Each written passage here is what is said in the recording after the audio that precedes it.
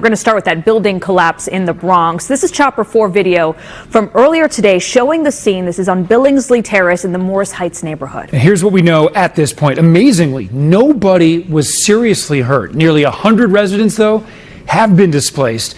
And a report from the Department of Buildings shows there were 7 open violations on that building related to the facade and scaffolding.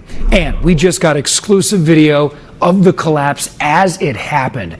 Look at this. You're watching a camera from an MTA bus, and you see a part of that building. It just falls right into the street there. And you watch it one more time from the BX40 bus in the Bronx yesterday afternoon. Really just astounding that nobody was badly hurt from this. We have live team coverage covering all angles of the collapse. Let's start with News 4's Melissa Colorado at the scene with the latest. Melissa. And Adam, the Department of Buildings has its special forensic engineering team on the ground. At one point earlier today, we saw an engineer wearing a hard hat enter that 6th floor apartment you see right behind me, the one where the floor is essentially dangling. DOB says the team is in place to prepare for emergency demolition of the building's collapsed corner. An inspector wearing a hard hat examines one of the corner rooms that collapsed into a 12-foot pile of debris in the Morris Heights section of the Bronx. It's miraculous that we did not lose lives, and thank God we didn't. With everyone accounted for, the city now shifting its focus to the structural integrity of the 7-story apartment building. What the f***? And whether it needs to be demolished altogether. It's a scary thing, the infrastructure in the Bronx. No one really cares about the Bronx, you know, so it was bound to happen, you know.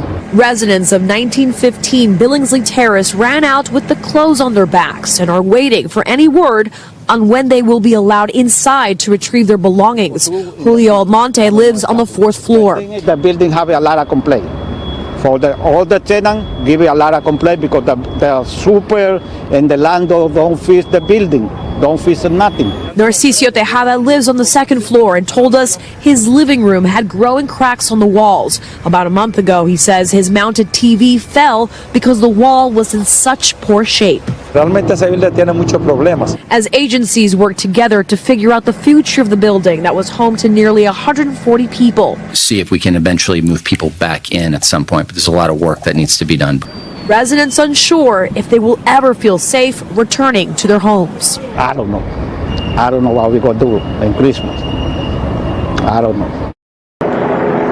And the multifaceted investigation into what caused this building to partially collapse still ongoing.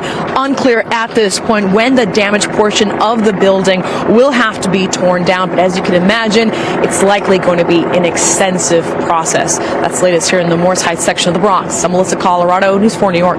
Okay, Melissa, thank you for the latest there. And as Melissa was showing us, this collapse left entire apartments exposed. You see people's beds, other belongings teetering on the edge. So the question now is, where do so many of these families who lived in those units go now?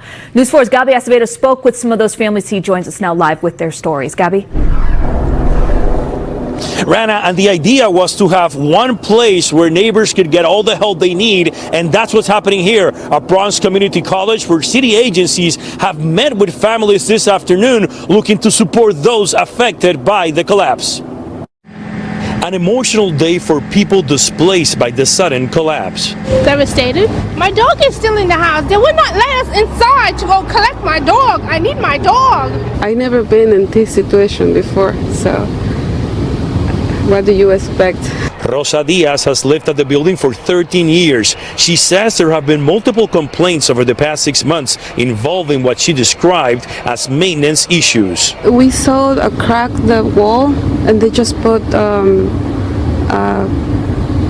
plaster there, and that's it. At least 6 apartments were destroyed out of the 47 units in the building. The most urgent concern from tenants now seems to be being able to retrieve important paperwork. We're okay, we're safe, and that's what's important at this point, that we're safe, so we're just going to take it one day at a time. Rosa, along with her 3-year-old son, says she hopes to be allowed soon inside her 4th floor apartment, which faces the Billingsley Terrace side of the street. Yes, we have everything there. We have everything. Kids' clothes. We have our life there. Some, like Flor Jimenez, who runs a business on the ground level, believe that no one getting seriously hurt was a true miracle, but that neighbors are in desperate need of support. So that's why we were waiting, because they're helping, all the people that were living in the building. So let's see what they have for us, because basically we can't get, into our business. And besides the official help from the city and from the Red Cross, we have also seen New Yorkers approaching some of these families, trying to help them, since some of them will be homeless during the holiday season. Reporting live from University Heights in the Bronx, 𝗙𝗢𝗟𝗓𝗓, News 4, New York. Gabi, thank you. Now, investigators have not determined what caused the collapse, but they do know this, that the structure has had lingering problems with the exterior walls for years. The I-Team's Chris Glorioso has been looking deeper into the building's inspection reports. He joins us now live from the newsroom with that part of the story for us. Chris? Well, Rana, Adams, city records show this building's own private engineer felt the condition of the masonry on this building was unsafe. Now, that unsafe designation does not mean the building was going to fall down, but it raised the question, what was going on beneath the bricks, and why didn't anyone seem to notice? When two corner walls of this 7-story building came crashing down, it was a shock to the neighborhood. We see the whole building just fell down. But owners of the building on Billingsley Terrace had known for years their facade walls were in serious need of repair. The I-Team combed through technical inspection reports filed by the building's engineer, and we found this. A report from that engineer citing numerous masonry defects, like cracks under windows, spalling mortar, and cracked masonry along joints on the roof. The engineer even found a faulty joint along the corner of the building that collapsed. The engineer deemed the building facade unsafe 2 years in a row. We're a city of millions of buildings and 500-something inspectors. At a news conference Tuesday, the Adams administration cautioned labeling the building's facade unsafe didn't mean the building was structurally unstable. Still, the delay in fixing exterior walls could have led to a delay in noticing more fundamental problems. The building's owner, a company called 1915 Realty LLC, wrote this letter in 2020 asking to postpone repairs due to the COVID-19 pandemic. And then there was another request to delay in 2021, but the owner anticipated the project would be completed within 12 months. That would have been a full year ago, but still no record of the problems repaired. The Adams administration currently pushing for escalating fines to encourage buildings to fix facade problems faster. Right now, putting the scaffolding up and accruing those fines becomes the cost of doing business.